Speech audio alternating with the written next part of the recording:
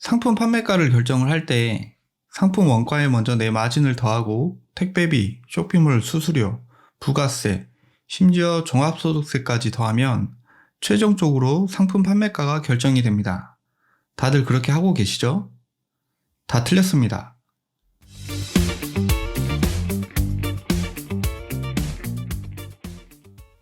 안녕하세요, 제이입니다. 오늘은 정말 중요한 상품 판매 가격을 결정하는 방법에 대해서 이야기해 보겠습니다. 위탁 판매든 사입 판매든 상관없이 쇼핑몰 이제 막 시작하시는 분들이라면 상품 판매 가격을 어떻게 계산해야 하는지 잘 모르시니까 보통 마진율 계산기라는 것을 사용합니다. 엑셀이나 이런 프로그램을 이용을 해보면 상품 원가를 입력을 하고 내 마진과 택배비, 쇼핑몰 수수료 등을 입력을 하면 간편하게 내가 계산기 두드리지 않아도 판매 가격이 정해지죠. 보통 이런 마진율 계산기를 보면 한번 입력을 해놓으면 고정해놓고 계속 쓰는 비용들이 있고 그때그때마다 다르게 입력해야 하는 가격들이 있습니다. 예를 들면 상품 원가나 내 마진이 되겠죠. 그런데 보통 초보셀러분들이 실수하시는 게 상품 가격을 결정을 할 때 내 마진에 집중을 한다는 거예요. 다른 비용들은 내가 줄이고 키우고 이렇게 컨트롤할 수 없으니까 내 마진을 수정해 가면서 판매가를 결정한다는 말이에요. 그래서 보통 마진율은 얼마나 잡고 하시나요? 이런 질문들을 많이 하고 계시죠. 위탁 판매를 하는 경우에는 아예 일률적으로 마진 10%에서 30% 이렇게 정해놓고 하는 경우도 많이 봤습니다. 그런데 이거 다 틀렸습니다.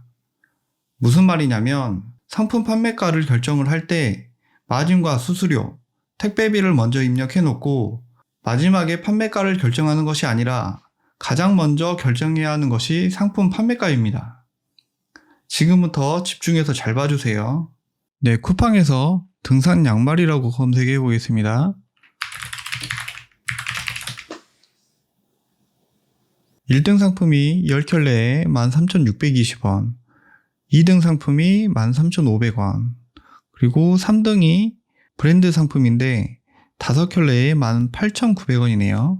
만약에 제가 등산 양말 상품을 판매하고 싶다면 상품 판매가를 얼마로 결정해야 할까요? 1등, 2등보다 조금 더 싸게 해서 13,000원에 팔면 될까요? 그렇지 않습니다. 이미 이렇게 후기가 많이 쌓여 있고 압도적인 판매자들이 상위에 포진되어 있는 시장이라면 우리는 가격을 압도적으로 싸게 해야 합니다.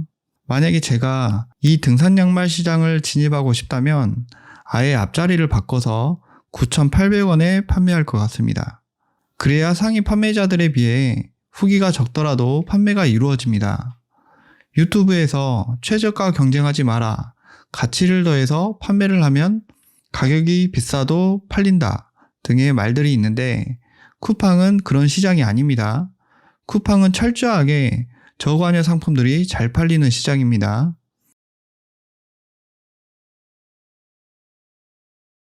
가격이 싸면 사고, 급하면 사고, 쓰다가 다 떨어지면 또 사고 하는 시장이에요. 내 상품의 가치를 더하면 1,000원짜리도 2만원에 팔 수 있다는 말은 틀린 말이 아닙니다. 몇몇 사례도 보여주고 그러던데 하지만 소비자들은 바보가 아닙니다. 한 개, 두 개는 팔 수 있고 많게는 수십 개도 팔 수는 있는데 쿠팡 시스템에서는 상품 상세 페이지 위아래에 이렇게 연관 상품들, 즉 비슷한 상품들을 노출시켜주기 때문에 내가 내 상품에 멋진 가치를 더했다고 한들 자연스럽게 타 상품들과 비교가 되어서 구매가 이루어지지 않고 이탈될 확률이 높습니다. 이미 시장에 알려진 브랜드 상품이라면 5켤레에도 더 비싸게 팔 수는 있죠. 그런데 우리 상품들은 알려진 브랜드 상품이 아니니까 이렇게 판매가 될 수 없습니다. 한마디로 상품 가격을 결정을 할 때 내가 마진을 얼마나 볼 것이냐가 아니라 내가 판매할 상품의 시장 가격이 얼마에 형성되어 있는지를 먼저 조사를 한 다음에 이미 상위에 있는 판매자 상품들보다 확실하게 싼 가격으로 판매를 시작해야 합니다. 소비자들이 스스로가 현명한 소비를 했다라고 느껴지게끔 해줘야 한다는 것이죠. 일반적인 판매가가 2만원인 상품을 19,000원에 샀다고 해서 소비자들은 잘 샀다라고 생각을 하지 않습니다. 2만원짜리 상품을 50% 할인된 10,000원에 샀다면 본인들이 현명하게 돈을 지출한 것에 오히려 즐거움을 느낄 수도 있습니다. 싸게 잘 샀다라고 느껴지는 가격이어야 한다는 말이에요. 어떤 상품이든 우리가 판매를 시작하면 우리는 후발주자입니다. 이미 시장을 선점한 판매자들이 많이 있기 때문에 우리는 그들을 넘어서려면 가장 직관적인 판매가를 건드는 수밖에 없어요. 자, 다시 마진율 계산기로 돌아와 보겠습니다. 가장 중요한 판매가를 먼저 결정한 다음에 고정된 비용들을 제외하고는 내가 건들 수 있는 항목은 상품 원가와 내 마진입니다. 내 마진은 판매 초기에 광고비나 마케팅비를 감안해서 잡으면 되고, 여기서 건드려야 할 것은 상품 원가입니다. 결국엔 상품 원가를 더 싸게 가져오는 것입니다.